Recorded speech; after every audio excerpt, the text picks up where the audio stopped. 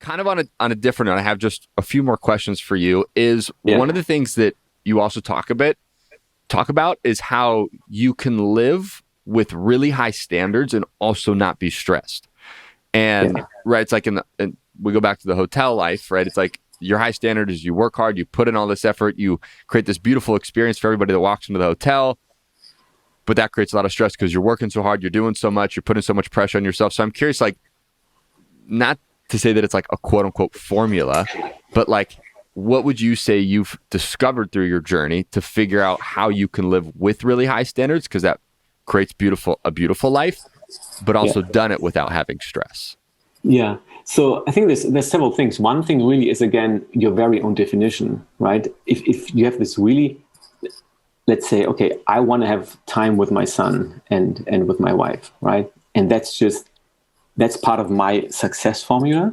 Yeah. And then it's just equally important, right? So this is part of my success. Okay, so I want to be successful in that.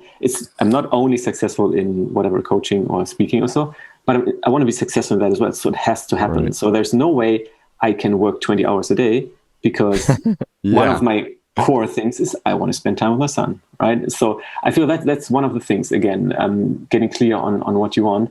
And another story comes to mind. I was working in Finland for a little bit, and there, at some point, like first, second day, I was doing this cross training experience, had to evaluate the hotel, blah, blah. And then the manager just like at 4 or so says, well, see you guys tomorrow. Bye-bye. And again, I was, wait, what? Like, is he having a half day? Like, what's going on? How can he just leave? And the hotel didn't burn down. It didn't collapse when the guy left the building, but everybody else knew what to do, and they were given responsibility, and it worked. And next day he comes happy, like comes back to office and works another 8 hours and leaves. And I didn't know, I'd never seen this, like at least 12 hours, right? Like the normal shift of a hotel manager.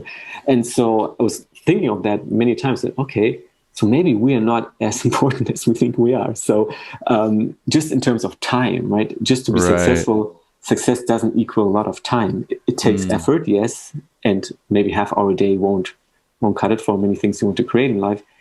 But it's also like we are in, how do you say, that we're the only people who can deal with things, right? If we're able to delegate, and it's not only about us, right? Things still continue even if we are not there. So I always remember this guy, and he was a great role model for me now. Just thinking of him, it's like, okay. And he was a super successful hotel manager, right? Running a 5-star hotel in the capital of Finland.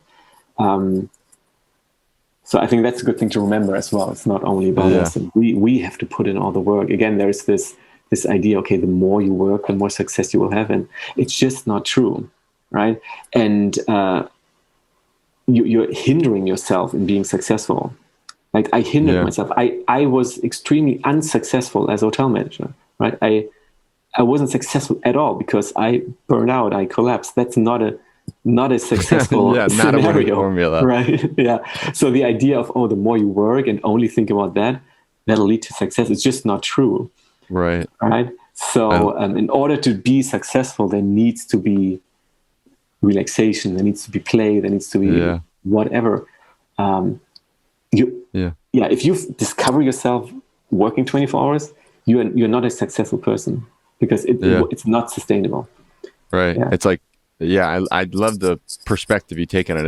It's like the whole package, you know, it's not just like success in life isn't just your job. Like it's your health, your relationship, your family, your friends. Like it's all of those things combined. Yet we've almost been given this ideology of no, success is when you make a lot of money, you have a good position, yada, yada, yada. But it's like, I think that's a beautiful take on it. It's going back to what do you want? Yeah. Plus, you won't be as successful if you never take breaks, right? Even if somebody says, no, like let's say financial success is my number one priority. That's all I want, Jan. Like, please, like stop talking about breaks and all that stuff. Like, okay, but you're not successful. You're not as successful as you are. You're not reaching your full potential by never relaxing and looking at mental health, however you want to call it, right? You think you are because you're not taking breaks, but you could be so much more successful if you were. right? So Yeah. even if somebody's saying, no, I want to be successful, stop with all that blah talk. It's like, yeah, but you're not. You could be so Right. much more successful, right? Right. It's as if like athletes or so. Sometimes sports is a good analogy, right? Of course they rest. Of course they look for after nutrition because no, I only have to practice. I practice all day, 10 hours a day. Like, no, don't time for water, no time to eat. It's like, yeah, Yeah. go Yeah. ahead, whatever. You will fail. You won't be as successful as the guy who Yeah. looks after himself. Who does all of it? Yeah, Yeah. yeah. Love it. So, So yeah, oh, go ahead. yeah. I think just as this really, there's this illusion of we're interfering success. We're taking away success if we look after ourselves. You know, it's not true. You're adding to success. Right. Right? It's almost this as if, oh no, now I have to sacrifice all my success because Jan says so. Oh no. I'm adding Yeah. to your success. Right. You're adding to it.